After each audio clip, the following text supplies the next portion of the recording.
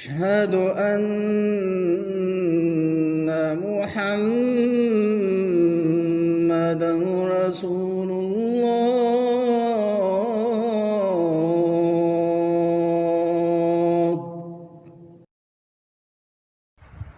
آج کا ہمارا ٹاپک ہے ناجی و جنتی کون۔ شیخ ابو عدنان محمد منیر قمر صاحب سے درخواست کرتے ہیں کہ اپنے خطاب کا آغاز فرمائیں۔ بارک اللہ فیک۔ ان الحمد للہ نحمده ونستعینه ونستغفره ونعوذ باللہ من شرور انفسنا ومن سیئات اعمالنا من يهده الله فلا مضل له ومن يضلل فلا هادي له واشهد ان لا اله الا الله وحده لا شريك له واشهد ان محمدا عبده ورسوله اما بعد فان خیر الحدیث کتاب اللہ وخیر الہدی ہدی محمد صلی اللہ علیہ وسلم وشر الامور محدثاتها وكل محدثۃ بدعہ وكل بدعۃ ضلالہ وكل ضلالۃ فی النار۔ رب اشرح لی صدری ویسر لی امری واحلل عقدۃ من لسانی یفقہوا قولی۔ رب اعوذ بک من ہمزات الشیاطین واعوذ بک رب ان یحضرون۔ اعوذ باللہ السمیع العلیم من الشیطان الرجیم۔ قد افلح من تزکا وذکر اسم ربہ فصلی۔ ہر قسم کی تعریف و توصیف اور حمد و ثنا خالق کائنات مالک ارض و سما کے لیے ہے۔ وہ خالق و مالک جس نے ہمیں ان گنت نعمتوں سے نواز رکھا ہے، اس کی ہم پر اتنی نعمتیں ہیں کہ اگر کوئی انہیں شمار کرنا چاہے تو یہ کسی کے بس کی بات نہیں ہے۔ اللہ رب العزت نے خود قرآن کریم میں 2 مقامات پر ارشاد فرمایا ہے وَإِن تَعُدُّوا نِعْمَةَ اللَّهِ لَا تُحْصُوهَا۔ اگر تم اللہ کی نعمتوں کو گننا بھی چاہو تو گن نہیں سکتے۔ اس کی ان بے شمار نعمتوں میں سے کس نعمت کا ذکر کیا جائے؟ اس کی ایک عظیم نعمت یہ ہے کہ اس نے ہمیں انسان بنایا ہے۔ اپنی تمام مخلوقات میں سے اس مخلوق میں سے ہمیں پیدا فرمایا جس مخلوق کے بارے میں اللہ رب العزت نے خود ارشاد فرمایا ہے وَلَقَدْ كَرَّمْنَا بَنِي آدم۔ ہم نے بنی آدم کو تکریم بخشی، عزت بخشی، معزز و مکرم بنایا۔ اور پھر اسی پر بس نہیں ہے بلکہ اللہ رب العزت نے ہمیں حضرت محمد رسول اللہ صلی اللہ علیہ وسلم کا امتی بنایا، وہ نبی جو کہ تمام انبیاء اور رسل کے امام ہیں، سب سے افضل، سب سے اعلیٰ اور سب کے سردار ہیں۔ ہمارا تمام نبیوں پر ایمان ہے، آدم علیہ السلام سے لے کر حضرت عیسیٰ علیہ السلام تک تمام انبیاء اور رسل پر ایمان ہے یقیناً، لیکن اللہ رب العزت نے خود چونکہ بعض انبیاء کو بعض پر فضیلت دی ہے، جیسا کہ تیسرے سپارے کے آغاز میں سٹارٹ ہی یہاں سے ہوتا ہے تِلْكَ الرُّسُلُ فَضَّلْنَا بَعْضَهُمْ عَلَى بَعْضٍ۔ وہ رسول جن میں سے بعض کو بعض پر ہم نے فضیلت دی ہے، اس اعتبار سے ہمارے نبی حضرت محمد رسول اللہ صلی اللہ علیہ وسلم 1 لاکھ اور کم و بیش 24,000 انبیاء جو کہ ایک متکلم فی روایت میں آتا ہے، تمام انبیاء سے افضل، اور ان تمام انبیاء میں سے 313 ایک روایت میں 14 اور ایک صحیح روایت میں 15 رسول تھے۔ ان 315 رسولوں میں سے بھی افضل اور 5 رسول جن کو اولو العزم من الرسل قرار دیا گیا ہے، حضرت نوح علیہ السلام، حضرت ابراہیم خلیل علیہ السلام، حضرت عیسیٰ علیہ السلام، حضرت موسیٰ علیہ السلام اور حضرت محمد رسول اللہ صلی اللہ علیہ وسلم، ان 5 اولو العزم من الرسل میں سے بھی ہمارے رسول صلی اللہ علیہ وسلم سب سے اعلیٰ ہیں۔ اللہ رب العزت نے ہمیں بہت ہی نوازا ہے، ہمیں وہ دین عطا فرمایا ہے جس دین کے بارے میں اللہ نے خود قرآن کریم میں فرمایا، سورہ مائدہ آیت نمبر 3، الیوم اکملت لکم دینکم وَأَتْمَمْتُ عَلَيْكُمْ نِعْمَتِي وَرَضِيتُ لَكُمُ الْإِسْلَامَ دِينًا۔ آج میں نے تم پر تمہارا دین مکمل کر دیا ہے اپنی نعمت کا اتمام کر دیا ہے اور تمہارے لیے ہم نے دین اسلام کو پسند کر لیا ہے۔ اللہ رب العزت کی کس کس نعمت کا تذکرہ کیا جائے۔ اللہ رب العزت نے ہمیں بے شمار نعمتوں سے نوازا ہے، دین دیا جو کہ بہت آسان دین ہے، اور اس دین پر اگر کوئی صحیح طور پر چل نکلے تو اس کا ٹھکانہ کیا ہوگا؟ وہی مقام جہاں سے ہمارے بابا آدم علیہ السلام کو نکالا گیا تھا، اللہ رب العزت دوبارہ وہ جنت عطا کر دے گا۔ آدم علیہ السلام سے لے کر تاریخ انسانی پر ایک چھوٹی سی اچھتی ہوئی نظر ڈالیں تو پتہ چلتا ہے کہ اللہ رب العزت نے حضرت آدم علیہ السلام سے لے کر حضرت نوح علیہ السلام تک کے سارے زمانے کو توحید پر رکھا، اور اللہ رب العزت نے قرآن کریم میں اس بات کا تذکرہ بھی فرمایا ہے، کان الناس امۃ واحدہ، سورۃ البقرہ بالکل آغاز کی صورت، اور آیت نمبر 213 میں اللہ رب العزت فرمایا کان الناس امۃ واحدہ، سارے لوگ ایک ہی امت تھے، ایک ہی جماعت تھے، ایک ہی امت تھے۔ اور ساتھ ہی ارشاد فرمایا سورہ نحل میں، سورہ مائدہ میں، وَلَوْ شَاءَ اللَّهُ لَجَعَلَكُمْ أُمَّةً وَاحِدَةً وَلَكِنْ لِيَبْلُوَكُمْ فِيمَا آتَاكُمْ، اللہ چاہتا تو تمہیں ایک ہی امت رہنے دیتا، لیکن اللہ رب العزت تمہیں آزمانا چاہتا۔ نوح علیہ السلام کے زمانے تک، آدم علیہ السلام اور نوح علیہ السلام کے زمانے کے درمیان کتنا فاصلہ ہے، کتنی مسافت ہے، کتنی مدت ہے؟ حضرت ابن عباس رضی اللہ عنہما فرماتے ہیں، اور بعض مرفوع روایات میں یہ بات موجود ہے کہ حضرت آدم علیہ السلام اور نوح علیہ السلام کے درمیان 10 قرن ہیں، 10 قرن۔ کان بین نوح و آدم علیہ السلام 10 قرون، اور یہ حدیث بھی صحیح ہے۔ اب رہا مسئلہ کہ ایک قرن کتنے کا ہوتا ہے، اس کے بارے میں بہت سارے اقوال ہیں، 10 سے لے کر 100 تک، کسی نے 10 کہا، 20، 30، 40، 100 تک۔ اور ایک حدیث ہے جس حدیث میں یہ الفاظ موجود ہیں کہ نبی اکرم صلی اللہ علیہ وسلم نے کسی بچے کے سر پر ہاتھ رکھا اور اس کے بارے میں فرمایا ھذا الغلام یعیش قرنا، یہ بچہ ایک قرن زندہ رہے گا۔ اور ایک قرن کے بارے میں اب صحابی جو موجود ہیں وہ کہتے ہیں وعاش 100 سنہ، وہ بچہ 100 سال تک زندہ رہا۔ تو فیصلہ ہو گیا کہ قرن جو ہے وہ کم از کم 100 سال کی ہوتی ہے، اور آدم علیہ السلام نوح علیہ السلام کے درمیان 10 قرن ہیں، یعنی 1000 سال تقریباً، اور لوگ سارے کے سارے توحید پر، سارے کے سارے شریعت پر تھے، کوئی شرک نہیں تھا، کوئی خرافات نہیں تھیں، بلکہ سب اہل توحید تھے۔ اور پھر نوح علیہ السلام کا زمانہ آیا، نوح علیہ السلام کے زمانے میں پھر یہ سلسلہ جو ہے وہ آہستہ آہستہ شروع ہوا، اور اس وقت ایک نہیں، 2 نہیں، بلکہ ود، سوا، یغوث، یعوق اور نصر، 5 سرکاریں آ گئیں۔ یا یوں سمجھ لیں کہ جو ہمارے یہاں بڑا مشہور ہے پنجتن پاک، یہ نوح علیہ السلام کے زمانے میں بھی تھے۔ ود 1، سوا 2، یغوث 3، یعوق 4 اور نصر 5، ان کی پوجا ہونے لگی۔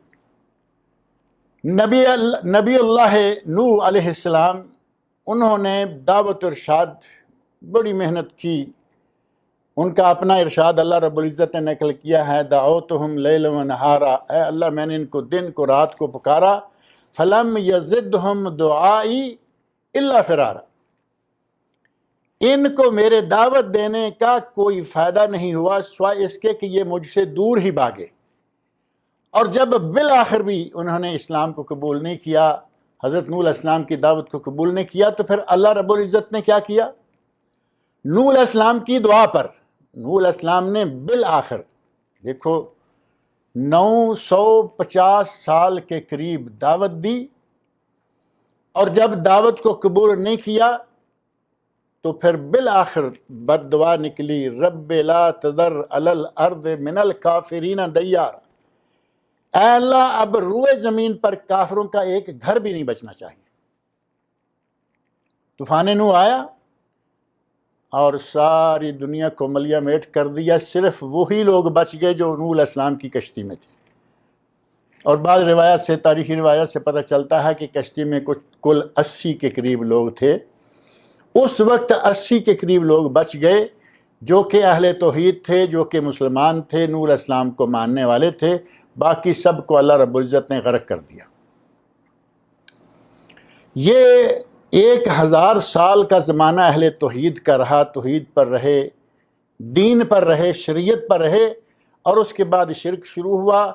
اللہ رب العزت نے ایک مرتبہ سارے شرک کا پھر صفایا کر دیا، اور یہ سلسلہ دنیا کا چلتا رہا۔ تاریخ انسانی پہ نگاہ ڈال کے دیکھ لیجئے، ایک وقت آیا کہ عیسیٰ علیہ السلام، اللہ رب العزت نے انہیں نبی بنایا،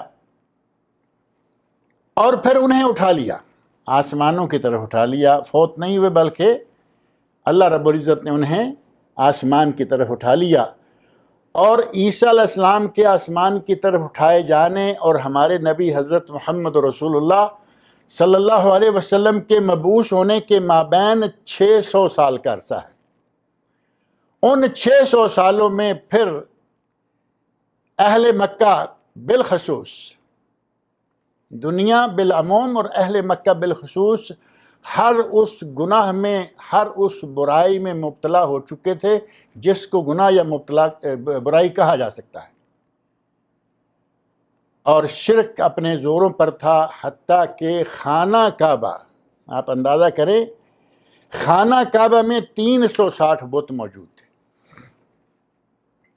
اللہ رب العزت نے انسانیت پر ترس کھاتے ہوئے حضرت محمد رسول اللہ صلی اللہ علیہ وسلم کو مبعوث فرمایا۔ نبی اکرم صلی اللہ علیہ وسلم تشریف لائے، دنیا سے اور خاص اپنے علاقے سے، مکہ مکرمہ سے شرک کا بالکل صفایا کر دیا، حتیٰ کہ اعلان کر دیا کہ آج کے بعد مکہ شریف میں، آج کے بعد کعبہ شریف کی زیارت کے لیے بھی کوئی غیر مسلم نہیں آ سکتا۔ تو گویا کہ نبی صلی اللہ علیہ وسلم نے ایک مرتبہ یہ سلسلہ جو ہے وہ بالکل ختم کر دیا۔ نہ شرک، صرف صحابہ کرام اہل توحید مسلمان، اور بس۔ اگر نبی اکرم صلی اللہ علیہ وسلم کی تعلیمات پر لوگ قائم رہتے، صحابہ کرام رضی اللہ عنہم کے عمل پر لوگ عمل کرتے رہتے، تو یہ سلسلہ جو ہے وہ بہت ہی مبارک اور مقدس ہوتا، اور سراسر وہی معاملہ جو کہ اللہ رب العزت نے فرمایا ہے نا، فَإِمَّا يَأْتِيَنَّكُم مِّنِّي هُدًى فَمَن تَبِعَ هُدَايَ، اور ایک جگہ ہے فَمَنِ اتَّبَعَ هُدَايَ، اگر کوئی ہدایت پر چلے گا تو ٹھکانہ کیا ہوگا؟ فَلَا يُضِلُّ وَلَا يَشْقَى، وہ نہ گمراہ ہوگا نہ بدبخت ہوگا۔ لیکن ہدایت پر عمل کرنے کے لیے ہدایت ہمارے پاس کیا ہے؟ نبی اکرم صلی اللہ علیہ وسلم نے ایک حدیث میں صاف ارشاد فرمایا، ترکت فیکم شیئین، ایک روایت میں ہے ترکت فیکم امرین لن تضلوا ما تمسکتم بہما، جب تک تم ان 2 چیزوں کو پکڑے رہو گے کبھی گمراہ نہیں ہوگے۔ اور وہ 2 چیزیں آپ نے کیا بتائیں؟ کتاب اللہ ہے و سنت رسول، ایک ہے اللہ کی کتاب اور ایک اللہ کے رسول کی سنت ہے۔ اگر کتاب و سنت پر قائم رہیں تو نجات ہے، کتاب و سنت پر قائم رہیں، اسی پر ہماری موت آئے تو آخرت میں انشاءاللہ ہمارے لیے جنت ہے۔ صحابہ کرام رضی اللہ عنہم کے ذہن اللہ رب العزت نے اتنے عمدہ بنائے ہوئے تھے کہ ان کا نبی صلی اللہ علیہ وسلم سے سوال ہی یہ ہوا کرتا تھا، من نجات یا رسول اللہ کے رسول نجات کس میں ہے؟ کوئی سوال کرتا، دلنی علی عمل یدخلنی الجنہ، اے اللہ کے نبی مجھے کوئی ایسا عمل بتائیے کہ وہ مجھے جنت میں داخل کر دے۔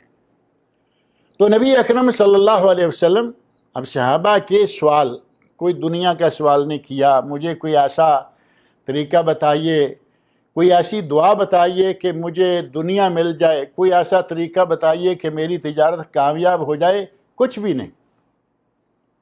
دلانی علی عمل یدخلنی الجنہ، یا کہتے ہیں من نجات، یا رسول اللہ نجات کیا ہے، کس میں نجات ہے؟ اور نبی اکرم صلی اللہ علیہ وسلم ان کو، اپنے صحابہ کو جیسے جیسے کوئی سوال پوچھتا ویسے ویسے ان کے جواب دیتے جاتے۔ اب رہا مسئلہ یہ کہ صحابہ کرام رضی اللہ عنہم کے زمانہ سے لے کر آج کے زمانے پر ایک موٹی سی نظر ڈالیں کہ کیا کتاب و سنت دونوں زیر عمل رہے یا معمول بہی رہے؟ اب دیکھیں، اختلاف ہو جانا کوئی بڑی بات نہیں ہے۔ اگر کوئی کہے کہ صحابہ کرام رضی اللہ عنہ کے مابین کوئی اختلاف نہیں تھا، اختلاف تھے، لیکن اختلاف کو حل کرنے کا ان کے پاس بہترین طریقہ تھا۔ ان میں یہ نہیں تھا کہ اختلاف ہوا تو بس ایک دوسرے کے خلاف ہو جائیں گے، ایک دوسرے کے خلاف تقریریں جھاڑیں گے اور ایک دوسرے سے نفرت کرنا شروع کر۔ صحابہ کرام میں اختلاف ہوتا تھا، کتاب اللہ اور سنت رسول پیش کرتے، اور جب کتاب اللہ سنت رسول آ جاتی اختلاف ختم ہو جاتا۔ دو ایک مثالیں میں دیتا ہوں صحابہ کرام رضی اللہ عنہ کے اختلاف کی۔ صحابہ کرام رضی اللہ عنہ میں پہلا اختلاف یہ ہوا کہ نبی صلی اللہ علیہ وسلم زندہ ہیں یا وفات پا گئے ہیں۔ بڑا مشہور اختلاف۔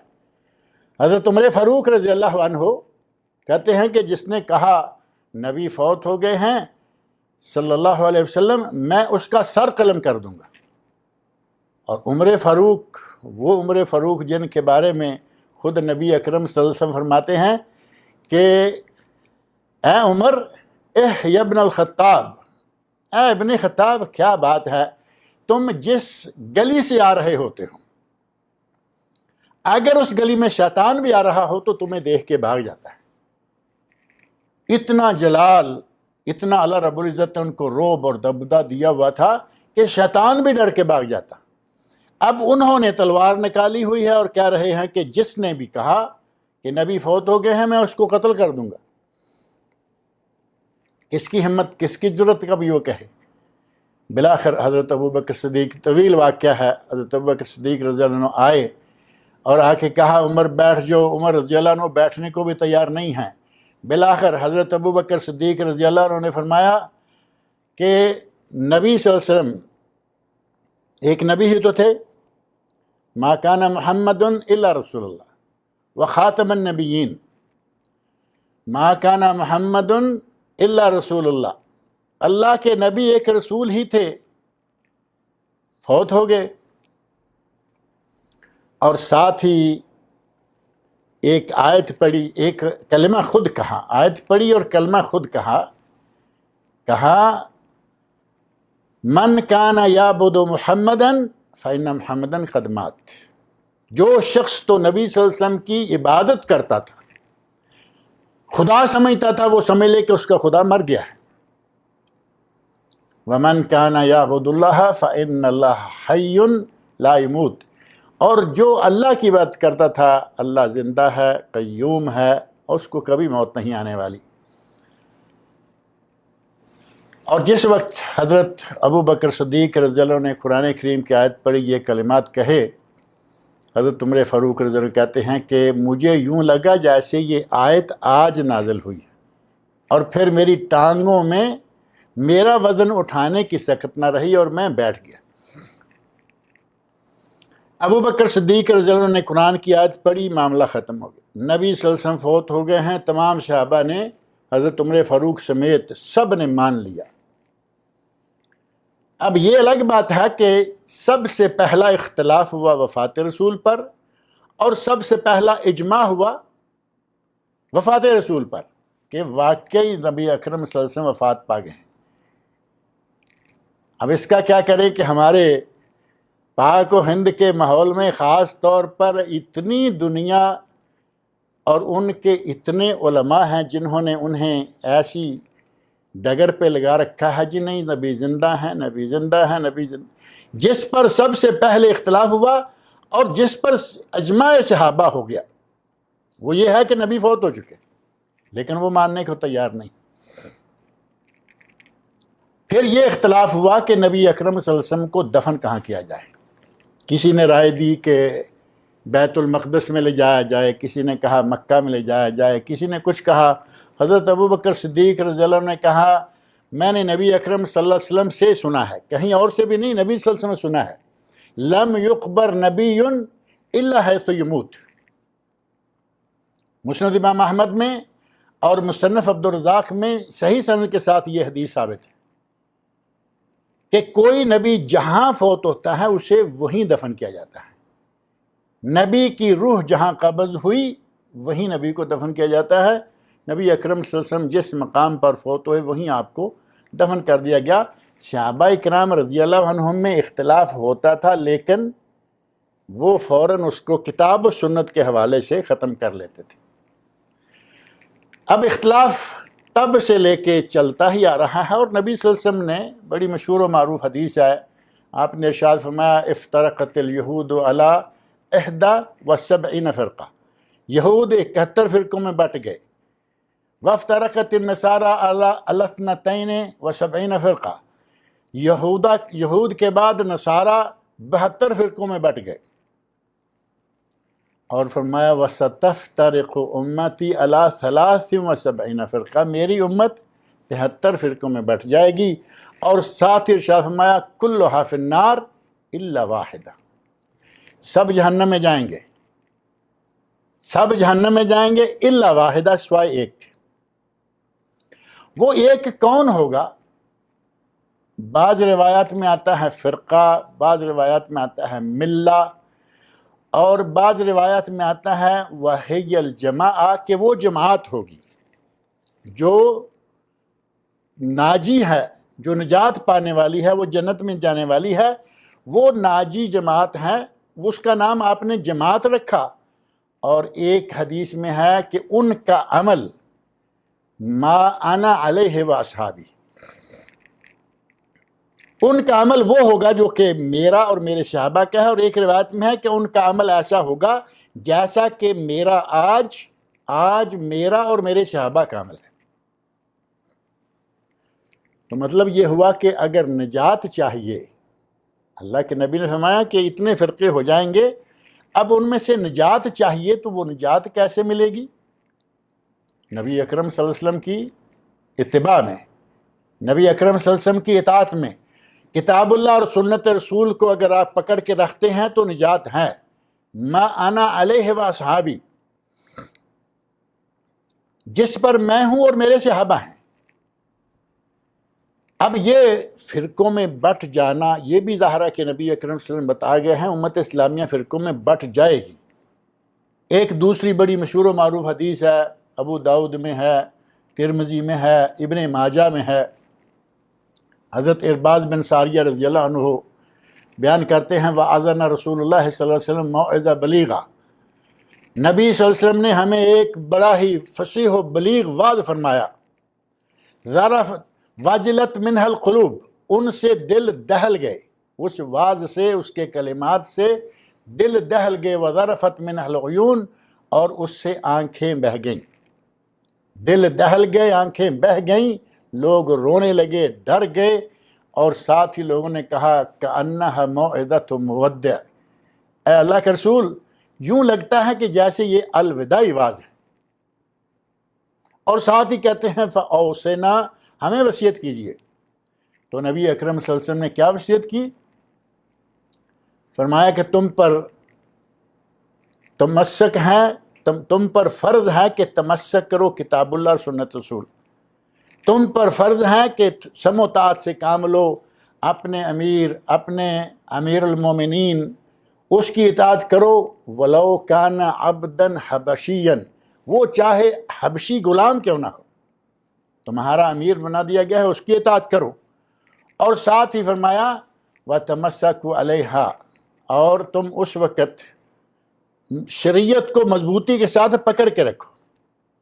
علیکم بسنتی و سنت الخلفاء الراشدین المہدیین من بعدی، تمسکوا علیہا وعضوا علیہا بالنواجذ، مضبوطی کے ساتھ اس کو پکڑ کے رکھو. اور ساتھ ہی ارشاد فرمایا وَإِيَّاكُمْ وَمُحْدَثَاتِ الْأُمُورِ، بدعات سے بچ کر رہنا. فإن كل محدثة بدعہ، بدعت ہر نیا کام جو شریعت میں کیا جائے گا وہ بدعت ہوگی، وَكُلَّ بِدْعَةٍ ضَلَالَةٍ، اور ہر بدعت گمراہی ہے۔ اور ایک روایت میں سنن نسائی میں صحیح سند سے ثابت ہے، فرمایا وَكُلَّ بِدْعَةٍ ضَلَالَةٍ كُلَّ ضَلَالَةٍ فِي النَّارِ، ہر بدعت گمراہی اور ہر گمراہی کا انجام جہنم۔ ہمارے یہاں بدعت کو بھی بانٹ دیا گیا، کہا کہ کوئی بدعت حسنہ لے کے بیٹھ گیا، کوئی کہنے لگا کہ بدعت سیئہ، بدعت سیئہ ہو، بدعت سیئہ ہو، حسنہ ہو، نبی صلی اللہ علیہ وسلم نے کسی بدعت کا اس طرح تعارف نہیں کرایا۔ کل بدعت ضلالہ، ہر بدعت گمراہی، وکل ضلالۃ فی النار، ہر گمراہی جہنم میں لے جانے والی۔ نبی اکرم صلی اللہ علیہ وسلم کے زمانے کے بعد یہ جو اختلافات آئے ان کو حل کرنے کا صحیح طریقہ اختیار نہیں کیا گیا۔ جیسے صحابہ کتاب اللہ سنت رسول سے اپنے ان اختلافات کو حل کر لیتے تھے، اگر علماء اپنے اپنے وقت میں جو ائمہ گزرے، علماء گزرے، وہ وہی طریقہ اختیار کرتے جو صحابہ کرام کا تھا، تو یہ آج جو ہم دیکھتے ہیں کہ امت مختلف فرقوں میں بٹی ہوئی ہے، یہ یقیناً نہ ہوتا۔ اختلاف ہوتا لیکن اسی طرح کا صحابہ کرام کی طرح کا رویہ اختیار کیا جاتا، وہی طرز عمل اختیار کیا جاتا، اختلاف ختم ہو جاتا۔ ہمارے یہاں وہ رویہ نہیں ہے کہ کتاب و سنت کی طرف رجوع کریں، ہم رجوع کرتے ہیں اپنے امام کی طرف۔ اب رہا مسئلہ یہ کہ ہم نے، مجھے بھی جنت چاہیے، آپ کو بھی، ہر کسی کو جنت چاہیے، میں بھی نجات پانا چاہتا ہوں، آپ بھی سب نجات پانا چاہتے ہیں۔ نجات کس میں ہے؟ اگر نجات کس میں ہے کا جواب سننا ہو تو بڑا مختصر جواب ہے۔ نجات کس میں ہے؟ نبی اکرم صلی اللہ علیہ وسلم نے ارشاد فرما دیا، ما انا علیہ وصحابی۔ آپ نے کسی جماعت کا نام لیا، 73 فرقے گنوا دیے، 73 ملت کہہ دیا، نجات پانے والی جماعت، یعنی جو نجات پائے گی وہ جماعت ہوگی۔ اور جماعت کون ہوگی؟ جو کہ اصل کتاب و سنت پر، نبی اکرم صلی اللہ علیہ وسلم کے اور صحابہ کرام کے خلفاء راشدین کے عمل پر۔ علیکم بسنتی و سنت الخلفاء الراشدین المہدیین من بعدی، اگر اسی پر رہیں گے تو پھر وہ نجات ہوگی۔ بعد کے ادوار میں، مختلف ادوار میں ائمہ کرام کی آمد کے بعد، بلکہ صحیح بات یہ ہے کہ ائمہ کرام کا زمانہ بھی ٹھیک رہا۔ اس زمانے میں بھی یہ جو آج ہم دیکھ رہے ہیں نا کہ بڑی سختی کے ساتھ گروہ بندی، فرقہ بندی، جماعت بندی کر دی گئی ہے، ائمہ اربعہ کے زمانے میں نہیں تھی۔ ان کے بعد آ کے ان کے ماننے والوں نے، انہوں نے اس حد تک تعصب اختیار کیا کہ اپنے امام سے ادھر ادھر جانے کو تیار نہیں ہوتے۔ نبی صلی اللہ علیہ وسلم نے، آپ اندازہ کیجئے کہ آپ نے جب پوچھا گیا یا رسول اللہ وہ جماعتیں ہوں گی، ان جماعتوں میں سے کون سی جماعت ہے، کون سی ملت ہے جو نجات پائے گی، تو آپ نے کسی ملت کا نام نہیں بتایا، بلکہ آپ نے کام بتایا ہے۔ میں عموماً کہا کرتا ہوں کہ نجات نام میں نہیں بلکہ کام میں ہے۔ دو چیزیں ہیں نا، نام میں نجات نہیں، کام میں نجات ہے۔ ہمارے یہاں بڑا مشہور ہے، نام لے کے اسی پر فخر کیے چلے جا رہے ہیں، جی ہم فلاں کی طرف منسوب ہیں، ہم فلاں کے، نسبتوں کو اتنی اہمیت دی جا رہی ہے کہ گویا نسبت میں نجات ہے۔ قرآن کریم کو آپ دیکھیں، باہر کو، تاریخ کو چھوڑ دیں آپ، اب بات طویل ہو جائے گی، میں صرف اس کا خلاصہ ذکر کر دیتا ہوں۔ قرآن کریم کو دیکھیں کہ کتنی بڑی بڑی نسبتوں والے عمل صحیح نہیں ہے، جہنم کا ایندھن۔ ایک دو نہیں، اب ساری آیات پڑھیں اور ساتھ ہی ان کا ترجمہ کریں، اور پھر آپ، اتنے کی ضرورت نہیں ہے، وقت کم ہے، میں صرف یہ اشارہ دے دیتا ہوں۔ آپ بتائیے کہ آدم علیہ السلام کے 2 بیٹوں میں سے ایک بیٹا قاتل ہے، ایک مقتول ہے، اور مشہور ہے کہ قابیل ہے جو قاتل. آدم علیہ السلام کا بیٹا ہے. اس سے بڑی نسبت کیا ہوگی کہ ایک نبی اور ابو البشر، پہلے نبی اور پہلے بشر، ان کا بیٹا ہے. اتنی بڑی نسبت نے اسے کوئی فائدہ نہیں پہنچایا.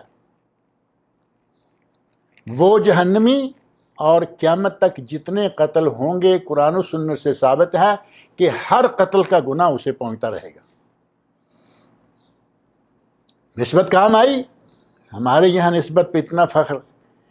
اور اس کے بعد حضرت نوح علیہ السلام. نوح علیہ السلام کا بیٹا ہے کنعان.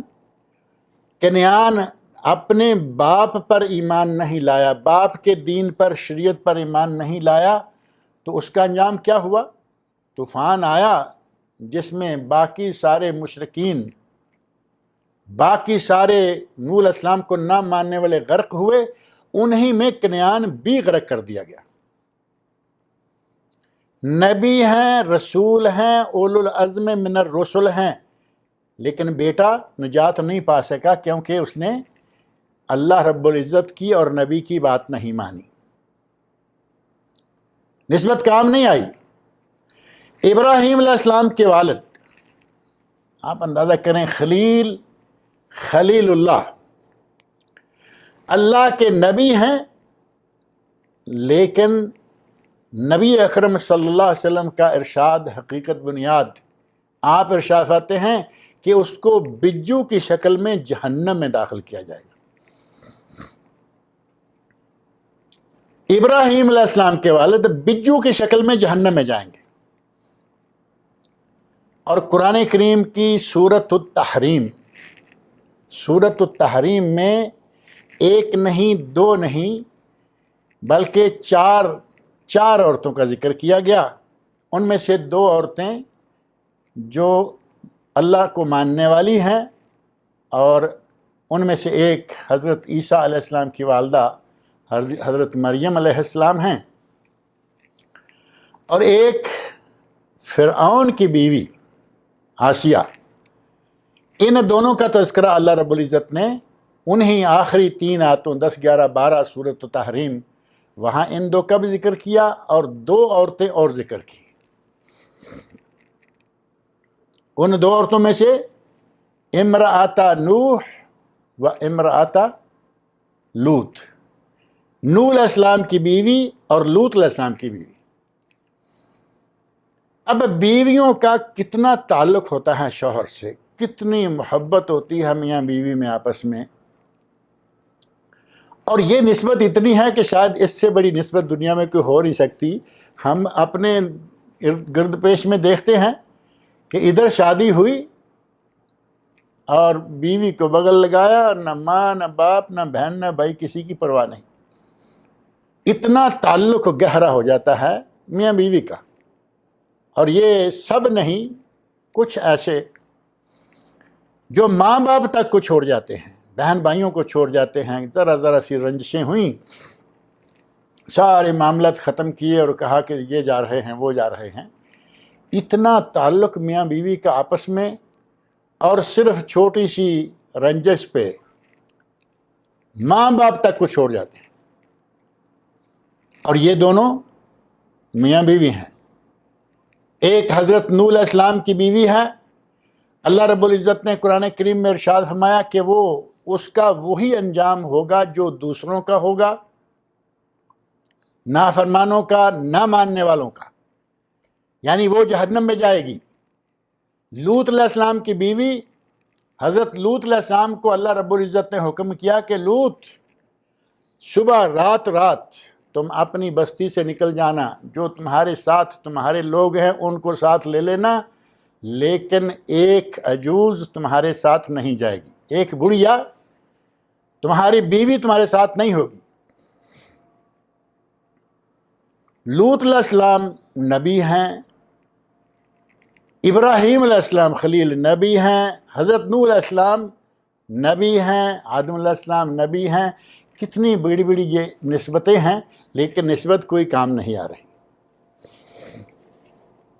اور صرف اسی پر بس نہیں ہے، تھوڑا آگے، بلکہ بالکل آخر میں آ جائیے حضرت محمد رسول اللہ صلی اللہ علیہ وسلم جن کے ذکر خیر سے بات شروع کی تھی کہ اللہ نے ہمیں ان کا امتی بنایا ہے۔ نبی اکرم صلی اللہ علیہ وسلم کا چچا جہنم میں جا رہا ہے، دنیا میں ہی اللہ رب العزت نے اس کے جہنمی ہونے کی خبر دے دی ہے،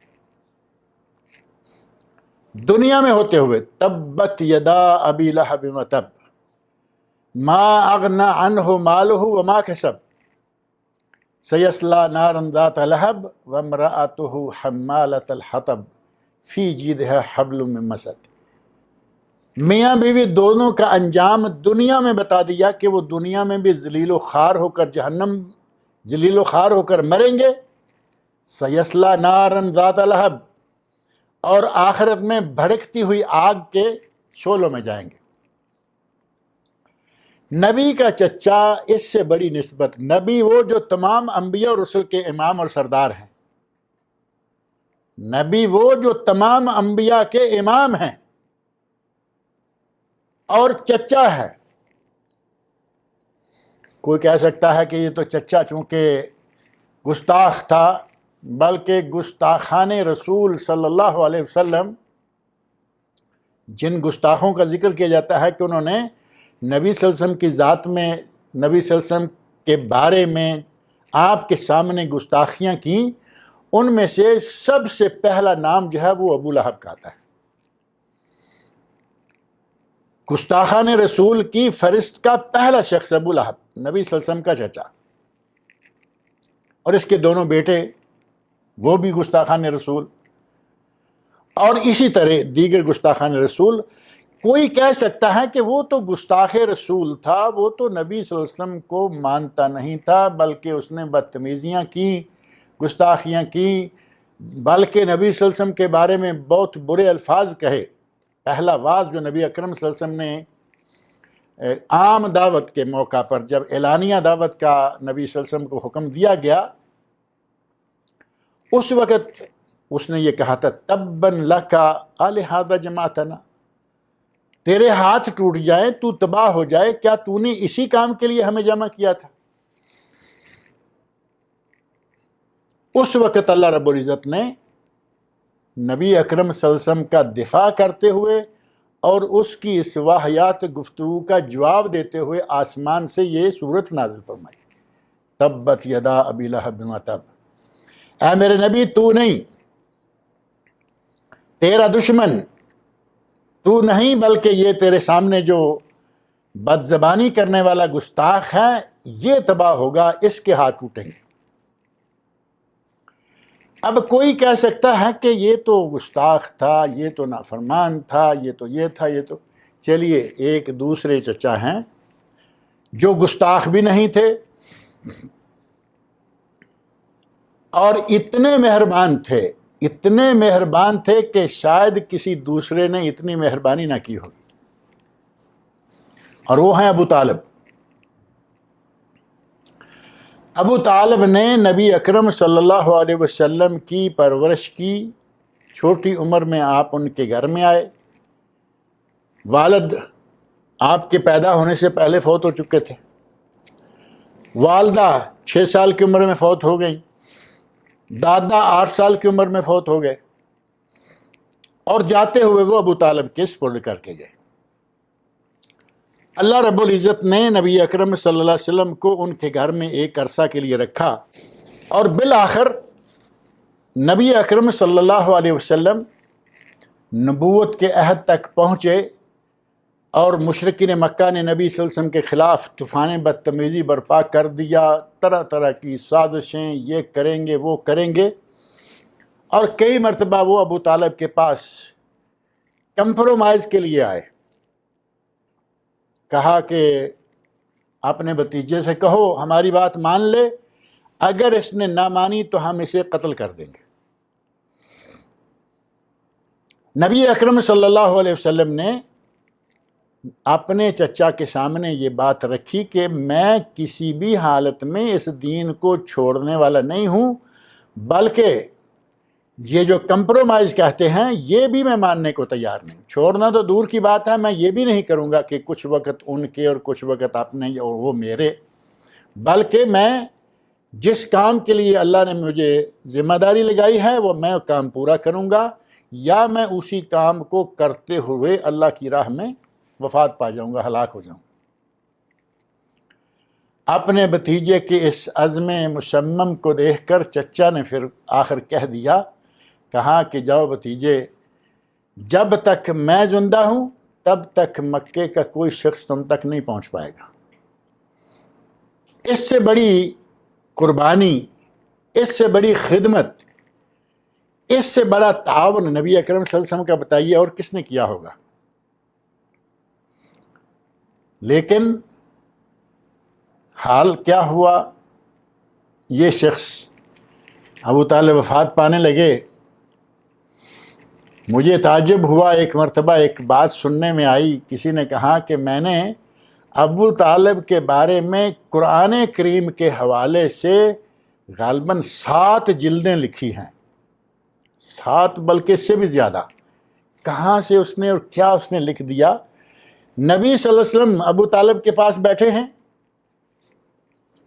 اور کہہ رہے ہیں کہ چچا جان ایک مرتبہ کلمہ پڑھ دو، میں قیامت کے دن تمہارے لیے حجت قائم کر سکوں۔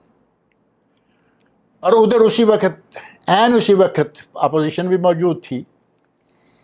نبی کہتے ہیں کلمہ پڑھ لو، اور اپوزیشن والے بیٹھے ہیں، ابو جہل وغیرہ، وہ کہہ رہے ہیں کہ دیکھو کہیں ایسا نہ ہو کہ جاتے جاتے اپنے ماں باپ کا، آباء و اجداد کا دین چھوڑ بیٹھو، اور کہیں ایسا نہ ہو کہ تم اپنے بھتیجے کے دین پہ آ جاؤ۔ اور بالآخر ابو طالب کی جب جان نکلی تو اس وقت اس کی زبان پر کیا کلمات تھے؟ اعلیٰ ملت عبد المطلب، کہ میں اپنے باپ دادا، اپنے دادا عبد المطلب، اپنے والد عبد المطلب کی ملت پر، یعنی اسی مشرکانہ ملت پر میں وفات پا رہا۔ اب جنہوں نے اتنی لمبی کتابیں لکھی ہیں انہوں نے تو پتہ نہیں کیا کیا اس میں لکھا ہوگا۔ ہمارے پاس نبی صلی اللہ علیہ وسلم کی ایک حدیث ہے۔ نبی اکرم صلی اللہ علیہ وسلم سے حضرت عباس رضی اللہ عنہ، کیونکہ چچوں میں سے حضرت عباس، حضرت امیر حمزہ رضی اللہ عنہما، یہ دونوں بھی مسلمان تھے۔ حضرت عباس رضی اللہ عنہ ایک مجلس میں پوچھتے ہیں، یا رسول اللہ، آپ کے چچا ابو طالب نے آپ کے ساتھ بہت تعاون کیا، تو کیا اس تعاون کا انہیں کچھ فائدہ پہنچے گا؟ یعنی دل میں خواہش اٹھ رہی ہے کہ شاید اتنا تعاون کرنے والے تھے، شاید وہ جنت میں چلے جائیں، شاید اسی تعاون کی وجہ سے ان کی نجات آخرت میں ہو جائے۔ نبی اکرم صلی اللہ علیہ وسلم نے کیا ارشاد فرمایا چچا، میرے تعاون کرنے کا اس چچا کو صرف اتنا فائدہ ہوگا کہ انہیں جہنم میں تو ڈالا جائے گا، لیکن وہ جہنم کی آگ کا جوتا انہیں پہنایا جائے گا، یعنی جہنم کی آگ جو ہے وہ پاؤں تک آئے گی، اور اس آگ کی تپش کے نتیجہ میں ان کا دماغ یوں کھولے گا جس طرح کے چولہے پر ہنڈیاں کھولتی ہیں۔ اب بتائیے نسبتیں کیا کریں گی؟ چچا وہ ہے جو کہ بہت ہی پیار کرنے والا، بہت ہی مدد کرنے والا، لیکن وہ پیار، وہ مدد، وہ محبت جہنم سے نہیں بچا سکی، جنت میں نہیں داخل کر سکی۔